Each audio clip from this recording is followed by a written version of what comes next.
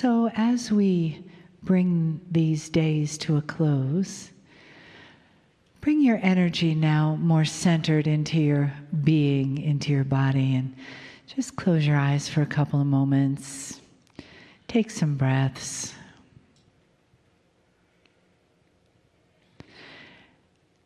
And be aware of the blessings that Spirit gives you just by your being here. The blessings in your life that facilitate your arrival at the door. You're taking your seat in the chair.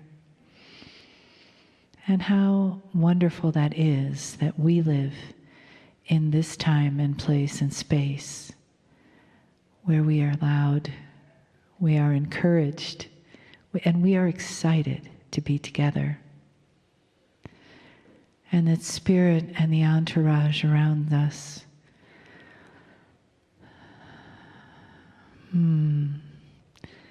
surrounds us with arms of love. And just let yourself feel that. And know that when you leave, you take that with you.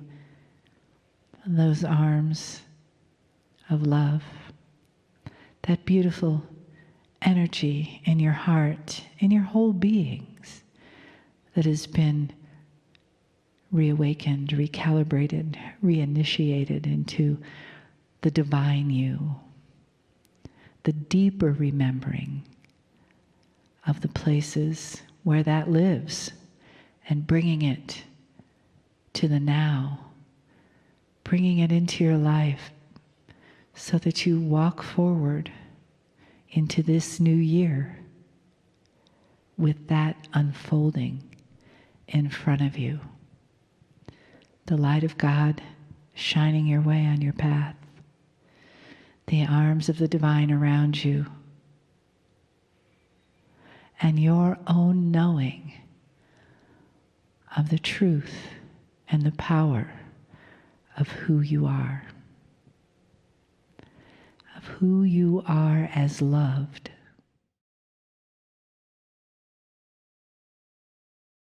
Greetings, dear ones. I am Kryon of Magnetic Service. I speak again, yet, you're my partner, at the end of a day of intensive information. Gathered before me are those who have been through the processes, the learning. And in those processes and in those learning times have been ideas and concepts presented which are new. Often they're new because they fly in the face of what has been. They tend to rewrite what you learn. That in itself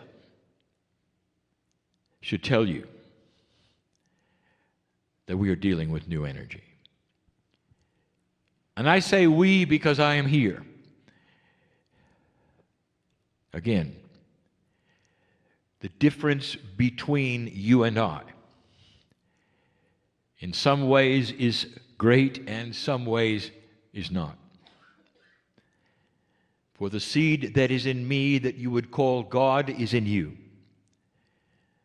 I have never been a human, always standing on the outside as an advisor, which is what I wish to do. There is benevolence in all things, if you look for it. But I'll say this again. You're the worker. Today's information has been about how to find that which is the bridge to the eternal soul. And in the human body, we have told you that the bridge exists in many ways, but the one that is the greatest is that elusive one called innate.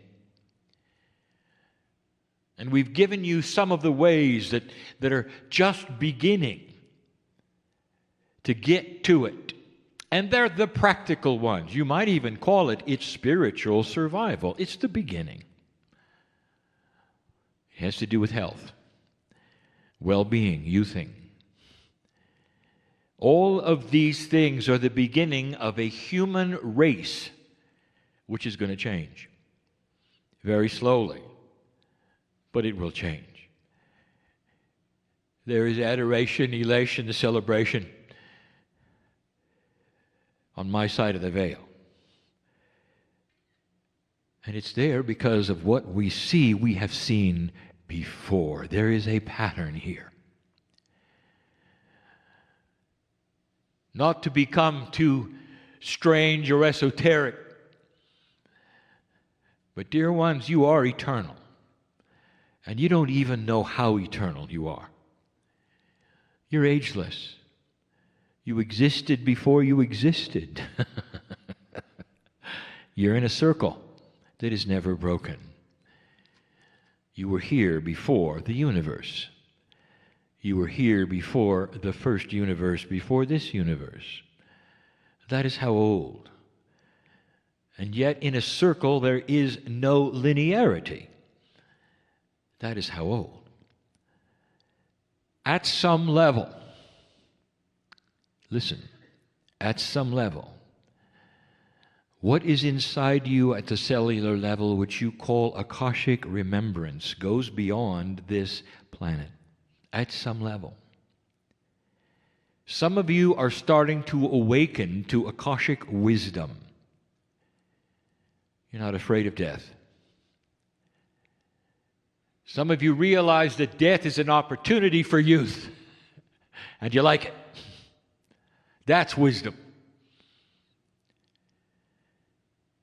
Some of you are beginning to remember what is happening on the planet. That is wisdom. You're not afraid of it. You're realizing you've experienced it before. Here we go again. Praise Spirit for this. That is the wisdom we have. There have been those who have noticed this is an 11-day. It is the 11th of the month. 1/11/2015 added together is an 11. And when you see that, you cannot help but say, look, 11/11. And that should mean something to you, a wink from Spirit that said, all is well. It really is. Better than you think, no matter what news you get. Blessed is the light worker who plows forward in a difficult time with joy, expectation, intent, and peace. You don't let the things around you, which are real, then temper the spiritual reality that is grander and greater than that which is on the news. 11 in any numerology means enlightenment. It is the light, the first master number that exists. The master numbers and their definitions, if you have not noticed, respond to the evolution of humanity. And what are you told is the first thing that happened? Let there be light, illumination. What is the second thing? The creation story, that which is duality. That's the 22. The third, 33, that of the compassion. It begins moving toward 44, which has not yet been defined. Illumination, dear ones. It's a day to celebrate the light. We told you yesterday something we will then now complete. We told you that Spirit does not measure time like you do. It is not calendar-based, it is not clock-based, it is energy-based. And it is often then guided by the cosmos.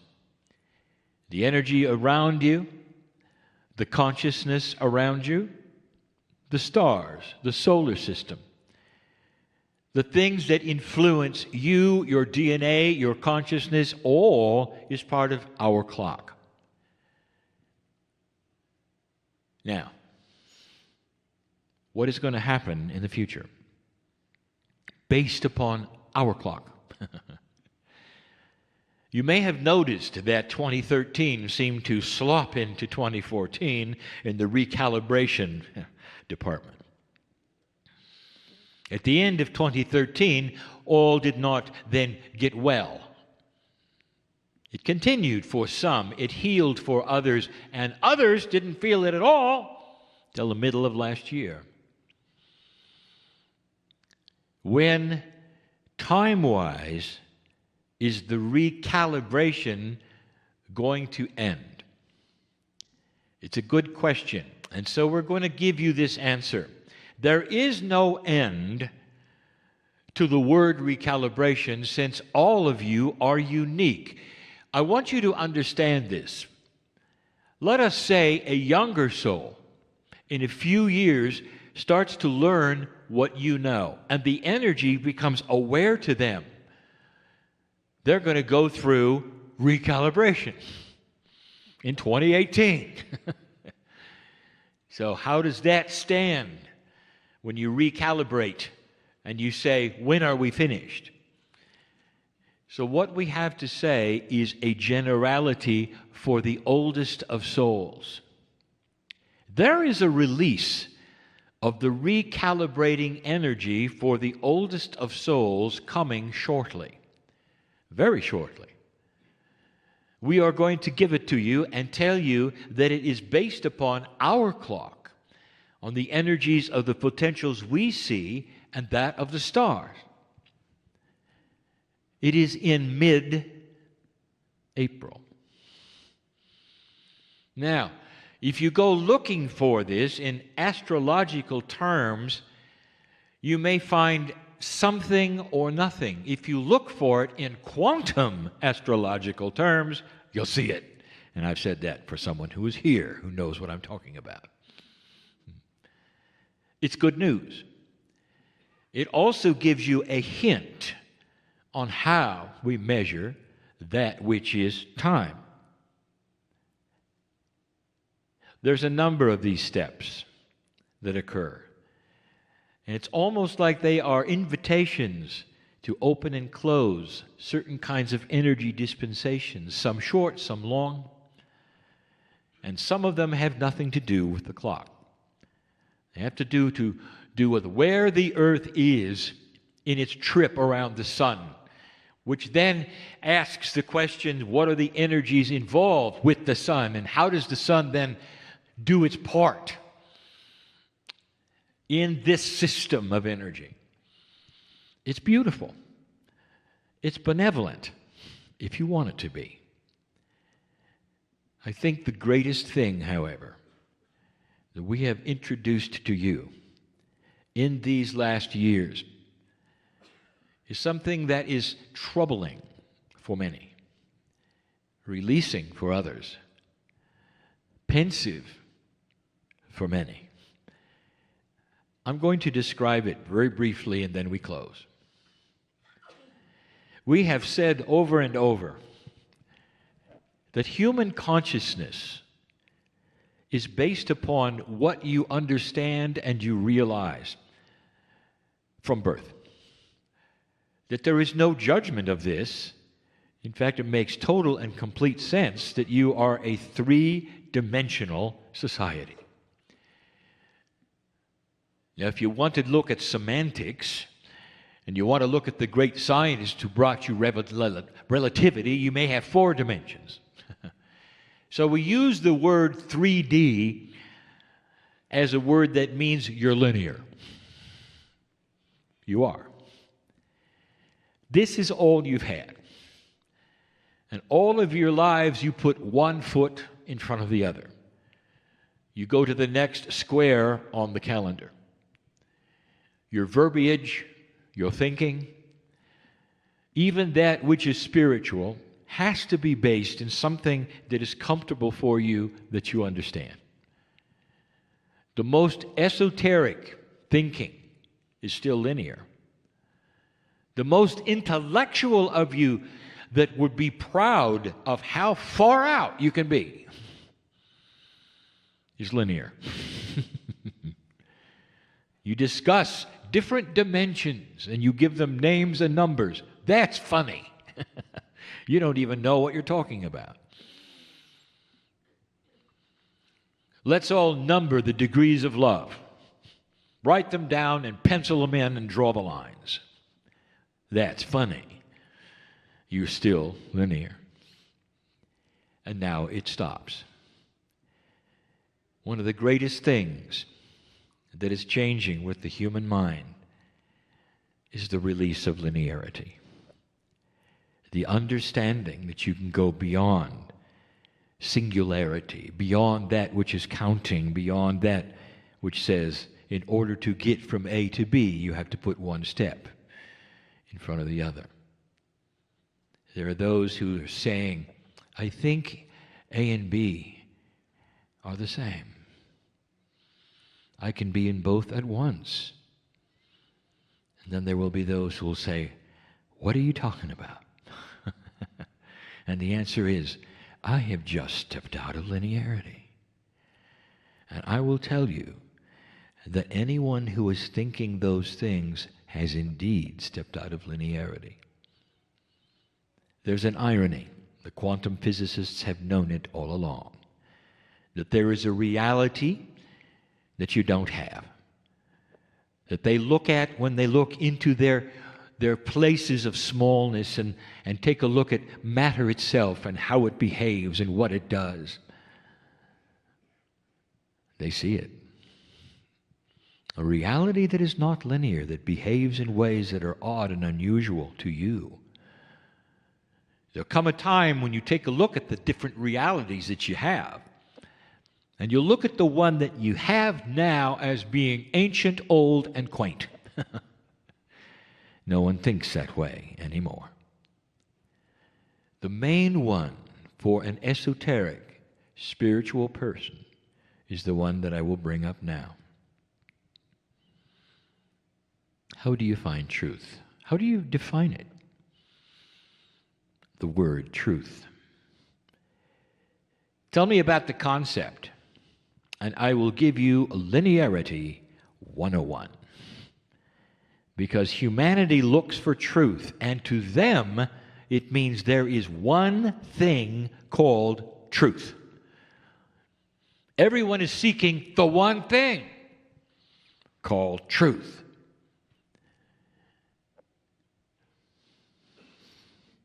You may have noticed something. 25 years, we never gave you the rules of a doctrine, did we? Never. 25 years, we never told you, think this way, think that way. We told you that free choice was king, didn't we? Now, as we become more elegant, and the transformation into non-linearity is becoming more real, you get to know a grander truth. This will not sit well with many. There is no such thing as a singular truth. How can there be one truth for 7 billion unique souls? How is it possible? And yet you look for it. Spiritual common sense will laugh at you for doing this. You will look back and laugh at yourselves. And yet you are designed in this way to look for one thing to grasp on that everyone else can grasp on, and that one thing will then be your salvation of peace and joy and energy and health and youthing.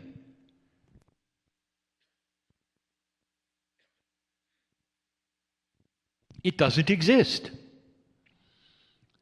What if I told you that the truth is in 7 billion parts? That each of you have a piece of it.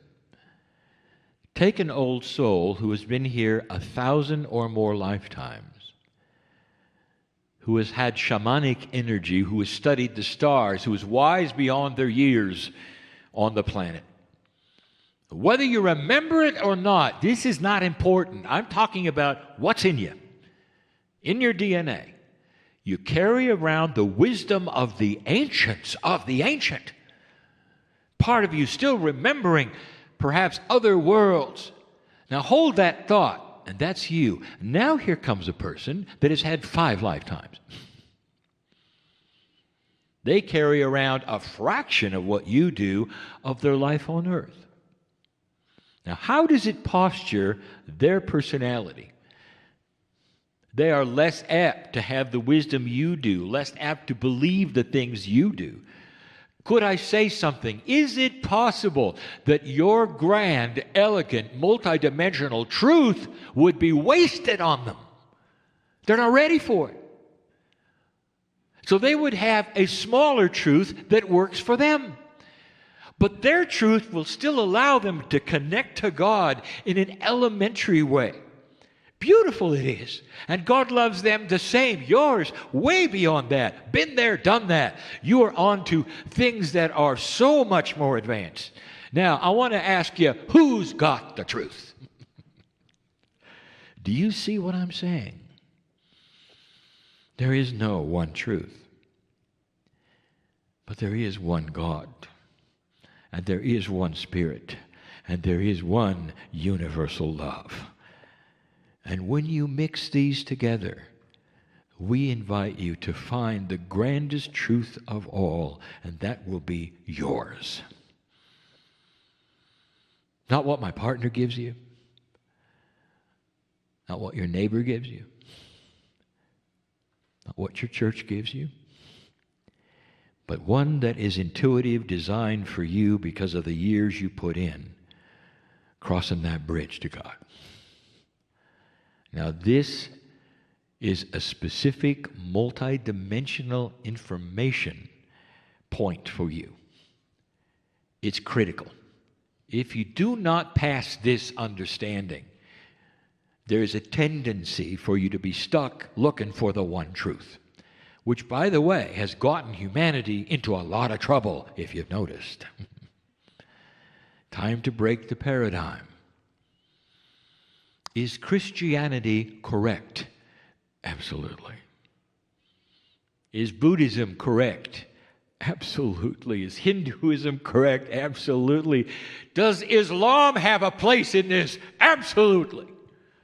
The love of God, when refined, for the souls that need it will cling to a certain kind of paradigm, and God will be there, and healing will be there, and youthing will be there for the souls that need it. And it's all correct and true. But Kryon, can you give us some kind of a guidance of perhaps like where we're headed, or what to look for, or it's so crazy and scrambled up. What do I do? What do I look for? I will give you the answer. You look for love. Period. You look for love and compassion in any belief system. You'll find it at the core. Go where it feels comfortable and move forward. And you'll be honored for it. Look for love. The dark cannot be represented for long as accurate or true, because there is no love and there is no compassion, and this earth knows better. Welcome to a new paradigm, common sense, and reality. Some of you got this, some of you have no idea what I said. And all of that is appropriate as well. Every single human has his or her own path of discovery in your own time, in your own way. You are blessed for it. My only request, if I may have one, please don't stop seeking. Please don't despair. Please do not think that it's over simply because of somebody who says something. A request. Because I've been here before, and so have you. And so it is.